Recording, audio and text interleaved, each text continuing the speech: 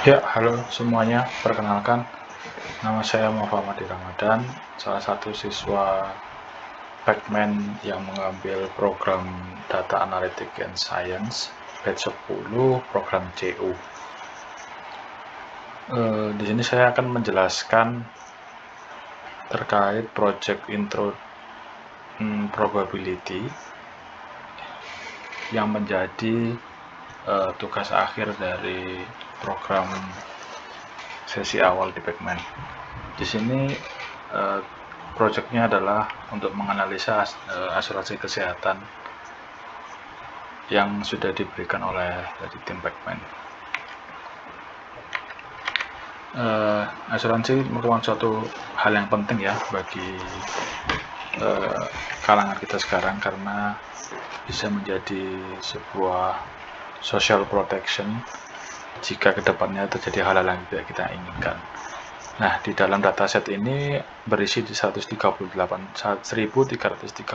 data dengan data yang berisi umur, jenis kelamin, PMI, jumlah anak, apakah dia merokok tidak, region mana, serta tagihan biaya yang dia keluarkan untuk biaya pengobatan. Di sini untuk analisis deskriptifnya, pertama kita melihat rata-rata umur dalam data tersebut, yaitu cukup muda, masih berada di kisaran 39 tahun. Kemudian untuk nilai PMI-nya untuk perokok lebih tinggi dari standar yang ditentukan ya.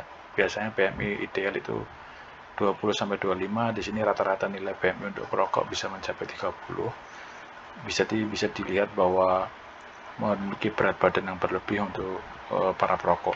Selanjutnya untuk laki-laki atau perempuan ternyata lebih tinggi dari perempuan, laki-laki lebih tinggi daripada perempuan dengan BMI sebesar 30,94 rata-ratanya. Kemudian untuk perokok dan non perokok ini udah terlihat lebih tinggi perokok daripada yang non perokok. Kemudian rata-rata umurnya lebih tua perempuan setahun, yaitu 40 tahun ketimbang laki-laki yang 39 tahun rata-ratanya. Kemudian untuk tagihan terbesar dimiliki oleh perempuan dengan sebaran tagihan antara perokok dan non perokok lumayan berbeda jauh, yaitu 97 juta. Kemudian untuk categorical analysis untuk mayoritas perokok, proporsinya mayoritas adalah non perokok hampir 80%. Kemudian untuk proporsi di setiap region lumayan merata di sekitaran 24%, 25%. Kemudian tagihan tertinggi ada di perempuan, dan untuk peluang munculnya seseorang itu laki-laki atau perempuan jika diketahui merokok ternyata lebih tinggi laki-laki dengan peluang sebesar 0,58. Jadi akan lebih sering ditemui seseorang laki-laki jika kita ambil dari aktivitas merokoknya. Kemudian untuk continuous variable analysis, di sini kita ingin melihat seberapa besar peluang seseorang mendapatkan tagihan yang mahal, yaitu lebih dari 16.700 jika diketahui dia seorang perokok. Nah, di sini hampir kemungkinan jika dia seorang perokok akan memperoleh tagihan yang tinggi, yaitu lebih dari 16.700 dengan nilai peluang sebesar 0,92. Jadi hampir menyentuh angka 1, sehingga hampir dipastikan jika dia merokok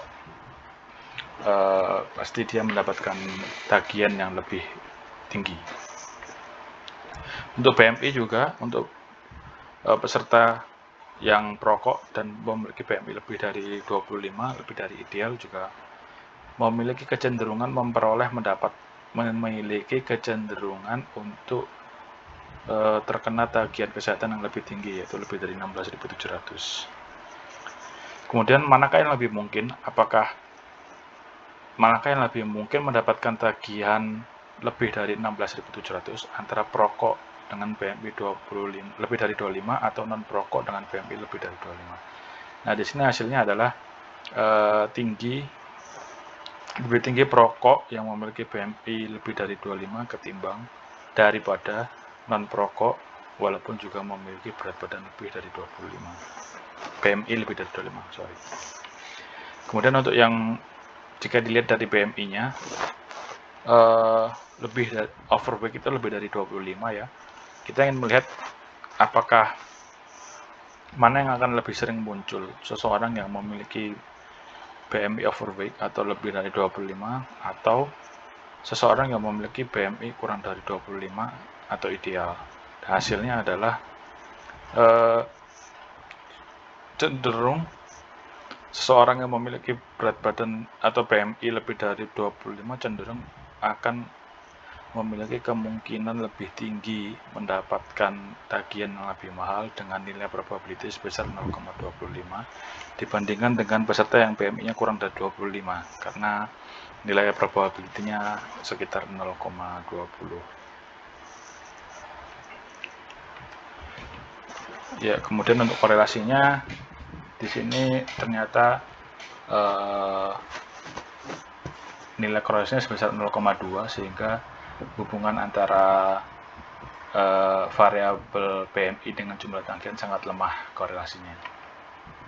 Hipotesis pertama, tagihan perokok lebih besar lebih dari tagihan perokok, ini terbukti benar sehingga klaim dapat dibenarkan. Yang kedua, tagihan BMI lebih dari 25 lebih besar daripada tagihan BMI kurang dari 25 juga benar sehingga klaim dapat dibenarkan. Dan yang terakhir, BMI laki-laki sama dengan perempuan ini ditolak karena berdasarkan analisis BMI antara laki-laki dan perempuan memiliki perbedaan.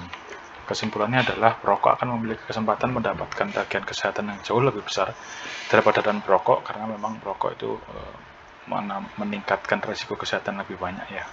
Terus kemudian perlunya menjaga tubuh akan mempunyai berat badan ideal sehingga terhindar dari tingginya tagihan asuransi kesehatan. Tadi terlihat bahwa BMI yang memiliki yang lebih dari 25 akan cenderung memperoleh probability yang lebih tinggi untuk ditagih lebih mahal.